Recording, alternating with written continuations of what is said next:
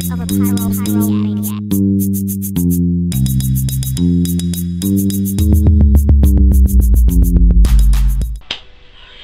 guys, welcome back to the SpoonieFiles. This is Sandra, aka Kitty, here today with another edition.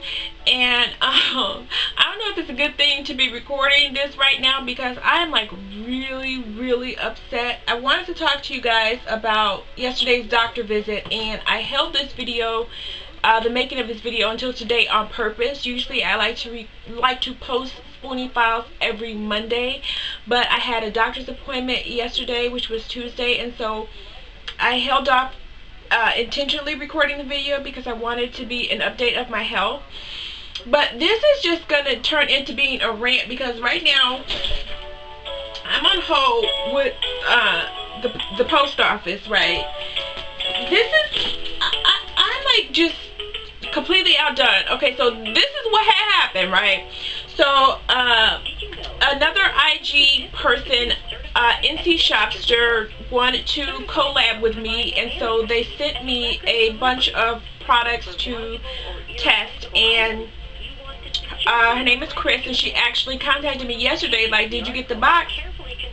Well, what happened was that my mailman brought me 2 packages yesterday. Instead of leaving them, he left this. It's not my regular mailman. My regular mailman would have known to take it across the street. This guy didn't, but you know, that's neither here nor there. But he left this little thing, this informational thing. So I tried to call, and it's like, we're experiencing high volume and you can handle your stuff on the web. So I went online to usps.com/redeliver, and I scheduled redelivery. I got a confirmation number and I wrote it on the bottom of this thing. So the guy rings the doorbell 20 minutes ago, when I was like really happy. I was really happy 20 minutes ago. He's like, bing bong. I go to the door and he's got a bunch of little boxes, and I'm like, you know, dude, he's like, yeah, I tried to bring you some packages yesterday, but you weren't here. I'm like, yeah, why did you take them to this thing does not say that we'll retry tomorrow. It says pick up your stuff at the post office, which, by the way, this is not the right address. There isn't even a station here anymore, but I'm not even going to get off into all of that.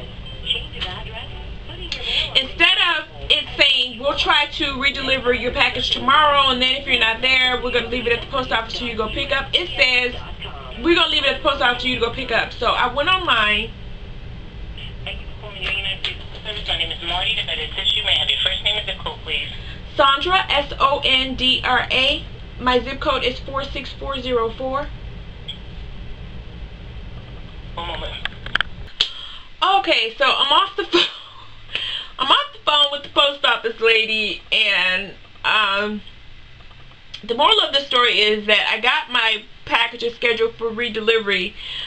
The middle part that you missed while I had to stop my rant to answer the phone is that I went online and scheduled redelivery of these packages and got a confirmation number, and when the mailman came, he did not have my packages. And when you try to call the 800 number for try calling the 800 number for the post office and see, does it not give you the runaround of your life? There is an automated system that before they'll let you speak to somebody, you have to tell them what you want. And if what you want is not specifically these few little items that the system recognizes, it will not let you speak to a person. So I can't say that my mailman didn't redeliver my packages. I have to say either I want my packages redelivered, and then it's a hot mess. By the time I got a live person, I was really tuned up. I was really upset. But the woman that I just got on the phone went a long way into making me calm again. She was really professional because she got my blood pressure. She woosah'd me for real, y'all. But okay, that situation is over, and now there's something in my eye. What I wanted to do was give you guys an update about what is going on with my health, and it's actually a good update. I went to see the neurologist yesterday. You guys probably know that I was supposed to be having a surgery for a disease called trigeminal neuralgia, which is another chronic illness. It's something that, you know, unless there's some sort of godly intervention you're supposed to have for the rest of your life. A lot of times when I say, you know, a chronic illness or, you know, a lifelong illness or whatever, sometimes people, I'm assuming that you watching this at home in your living room or wherever you are a Spoonie, and so you understand.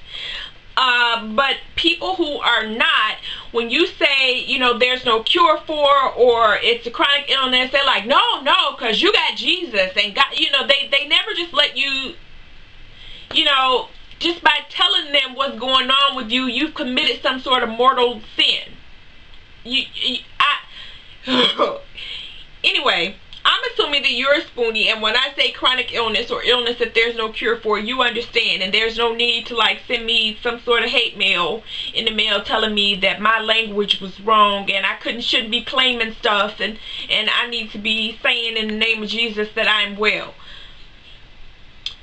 Trigeminal neuralgia is a chronic illness that there is no cure for. So I was supposed to be having a surgery, and the surgery takes place frighteningly close to your spinal column. But I found out yesterday that my MRI showed some calcification that, while abnormal, is normal for a person with chronic illness. And so there weren't any lesions or anything. They couldn't see anything sitting on the nerve. And because I have finally found a medication, this is my third medication. I'm taking amitriptyline now, which is generic for Elavil. And that is working for me. It is giving me some relief. And so I can choose to just take the medication instead of having some sort of surgical intervention. And right now I've decided that that is what I want to do. And the reason why is because I was supposed to also be having a morphine pump put in, which is a permanent implant. And so all of these surgeries, as you know, if you are a Spoonie that is watching this, or a person that suffers from chronic illness, you know that that's kind of, you know, we don't want to do that as much as we can. And so right now the neurologist agreed that I can say at this time I elect not to have surgery. Now if down the line it becomes necessary, and if the medication is not helping, then I can go back and revisit that idea. But I was waiting to be put on the list to see this one particular surgeon that is the only surgeon in the whole of Greater Chicago that can apparently do this surgery successfully, because being that it's close to your spine, somebody has to be really know what they're doing in order to do this surgery. And so yeah, I don't have to right now at this time have this surgery, and I'm really happy about it. The flip side of the coin, excuse me, I have acid reflux. The flip side of the coin is that the medication has some effects on me that I don't particularly like. One is the extreme cotton mouth. Now I have Sjogren's syndrome, and so I've had dry mouth for over 10 years, and I use Biotine products. If you don't know, Biotine is a brand of mouthwash, toothpaste, gums. They have other little things that are specifically for dry mouth, and I use those on a daily basis and have been using them on a daily basis for many years. But this cotton mouth that this medication gives me is a whole nother thing. We talk about something completely else. We talking about some more stuff when we're talking about this cotton mouth that this stuff gives me. It is absolutely awful. Awful to the point that I am now, let me see if I can see it. I have this dry mouth stuff that they give you when you're inpatient in the hospital. I'm sorry. I have a whole drawer. I have a whole dresser drawer filled with medical stuff. But there's this, here it is.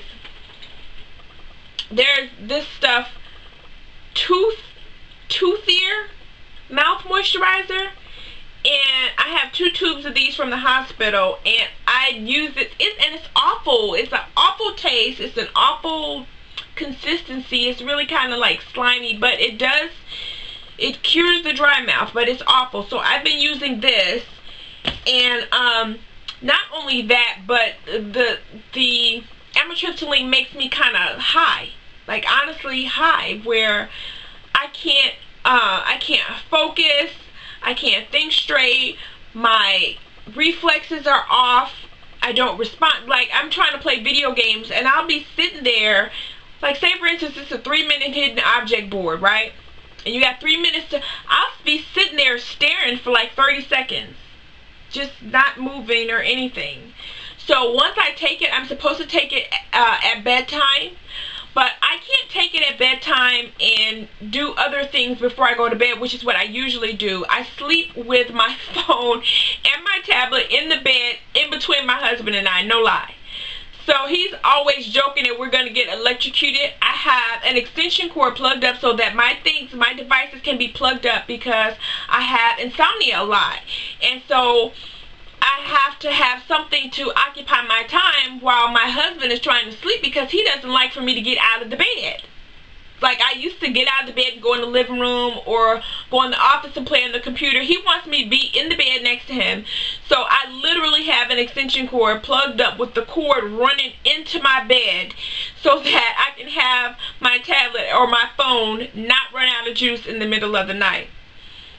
And so now I have this under my pillow too, and I usually like to play on my tablet or play on my phone while I'm in bed waiting for sleep to overtake me, and I can't do that after I take this medication. I'm just literally like zombified. It's awful. The problem is that the effects last way over into the afternoon of the next day. Like, I'm not functional until the afternoon. There are times when I feel like I'm gonna pass out on my feet because I'm just so. And the bad part about this is that I take 160 milligrams of morphine every day, and it has never made me feel this way. I'm not a drinker. I've never been drunk in my life. I've never used any drugs that are not prescribed for me. But I take some very, very powerful narcotic pain medicine, and I have never felt where I don't have all of my faculties until now. So when I went to the neurologist yesterday, I told her about, you know, how it makes me feel and how it, you know, dulls my mind and delays my reactions and all these things.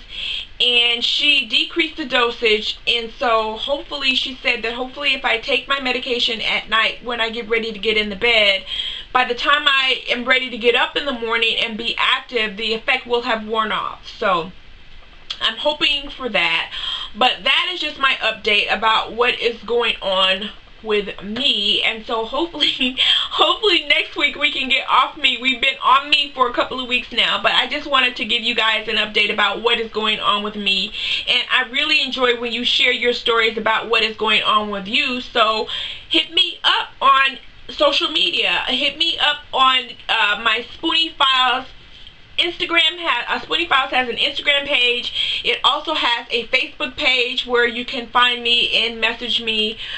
You can message me on my own personal Facebook. It's Sandra Denise Jones. I have a Kitty Speaks Instagram. My YouTube is Sandra, aka Kitty Full, F-U-L. So it's SONDRAAKAKITTYFUL, and that is a mouthful, I know. But hit me up, send me messages, send me email at therealkittyspeaks@gmail.com. I would love to interact. If you have any questions, that is what this forum is for. Send me questions, no matter how big, no matter how small, no matter how personal, they will be answered. And no question, the only kind of dumb question is one that you don't ask.